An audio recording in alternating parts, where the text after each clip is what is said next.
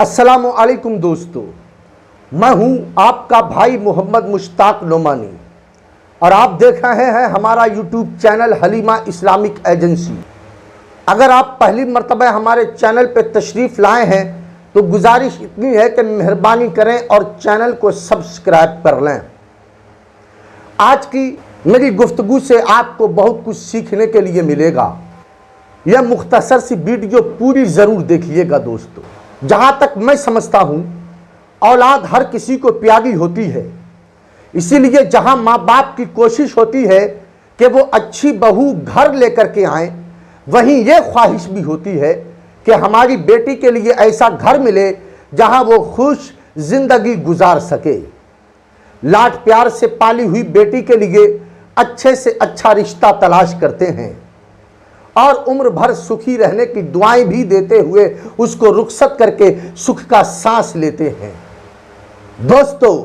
लेकिन जब दामाद उनकी लाडली बेटी को खुशियों के बजाय दुख देता है, बेजा जुल्म करता है और ससुराली रिश्तेदारों को खातिर में नहीं लाता, तो माँ बाप का सुख का सांस दुख के तूफानों में बदल जाता है। तालीमात इस्लामिया और आला अखलाक व तहजीब की रूह से एक दामाद को ससुराल के हक में कैसा होना चाहिए, आज की मैं इस गुफ्तगू में इस हवाले से बात करने की कोशिश करूंगा। ये 14 बातें हैं जो मैं आपके सामने रखना चाहता हूं। एक एक बात को आप गौर से सुनिएगा। मुझे उम्मीद है इंशाअल्लाह आपकी जिंदगी में खुशहालियां पैदा हो जाएंगी। पहले मैं ये कहना चाहूंगा कि दामाद को नेक सीरत होना चाहिए, बाअखलाक होना चाहिए और खुश मिजाज होना चाहिए और साथ में खैर ख्वाह भी होना चाहिए। दूसरी बात मैं ये कहना चाहूँगा, हमने देखा है कि बाज़ दामाद ससुराल जाते हैं तो ऐसी ठाट बाट से जाते हैं जैसे कि ये किसी मुल्क के बादशाह सलामत हैं और ससुराल वाले इनकी रियाया हैं। और ससुराल में जाने के बाद दामाद साहब एक के बाद दूसरा हुक्म अपनी ज़बान से जारी करते रहते हैं और अगर दामाद साहब का हुक्म मानने में अगर ससुराल वालों को थोड़ी देर हो जाए तो उनके माथे पे सिलवटें आ जाती हैं और ऐसे नाराज़ होते हैं कि बातचीत तक ख़त्म करके बीवी को मैके जाने से रोक देते हैं। मैं ये कहना चाहूँगा कि ऐसा करना शरीयत के एतबार से और अखलाकी एतबार से बिल्कुल गैर मुनासिब है। मेरा मानना तो यह है कि दामाद को चाहिए कि सास और ससुर को अपने माँ बाप की तरह समझे और माँ बाप की तरह उनकी इज्जत करे। हकीमुल उम्मत मुफ्ती अहमद यार खान अलैहिर्रहमा फरमाते हैं, याद रखो दुनिया में इंसान के 4 बाप होते हैं। एक तो निस्बती बाप होता है, दूसरा बाप अपना ससुर और तीसरा अपना उस्ताद और चौथा अपना पीर। अगर तुम अपने ससुर को बुरा कहोगे तो समझ लो कि तुम अपने बाप को बुरा कह रहे हो। चौथी बात मैं ये अर्ज करना चाहूँगा कि ससुराल में अगर कोई बीमार हो जाए, खासकर सास या ससुर की तबीयत खराब हो और उन्हें अपनी बेटी की खिदमत की ज़रूरत हो, तो दामाद को चाहिए कि फ़ौरन अपनी बीवी को उनके माँ बाप के पास भेज दे।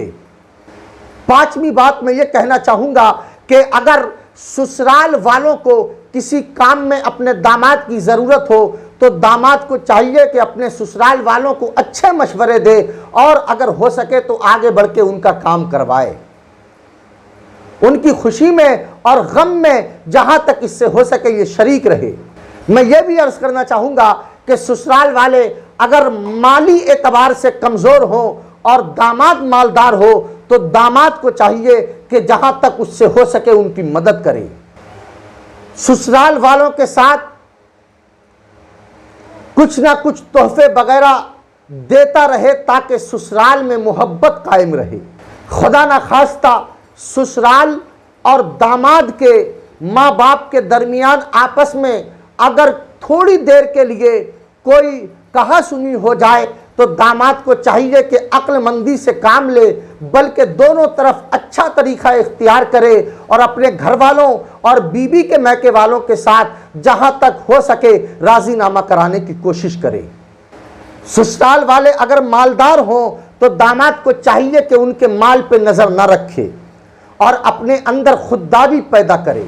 अक्सर देखा जाता है कि कुछ लोग ससुराल के चक्कर में घर बार को छोड़ देते हैं और कुछ घर बार के चक्कर में ससुराल से कता ताल्लुक कर लेते हैं। ऐसे लोगों से मैं कहना चाहूँगा कि ससुराल की हिमायत में अपने वालिदैन और बहन भाइयों या फिर बहन भाइयों की हिमायत में ससुराल वालों की मुखालिफत हरगिज़ नहीं करनी चाहिए। जहाँ तक हो सके दामाद अपना पराया और ख़ानदान या गैर ख़ानदान ना देखे, बल्कि ये देखे कि दोनों तरफ मुसलमान हैं। कुछ लोगों की आदत होती है कि अगर ससुराल आते हैं तो फिर जाने का नाम नहीं लेते। मैं उन लोगों को कहना चाहूँगा कि हमेशा ससुराल ही में पड़ा रहना ठीक नहीं है, बल्कि अपने वालिदैन, बहन भाइयों और रिश्तेदारों पर भी तवज्जो रखनी चाहिए। दूसरी बात यह है कि हर दूसरे दिन बिला वजह ससुराल में आना दामाद की कद्र खो देता है, इसका भी आपको ख्याल रखना चाहिए। ना ही तो हर रोज ससुराल जाना चाहिए और ना ही सालों साल तक ससुराल बगैर जाए रहना चाहिए।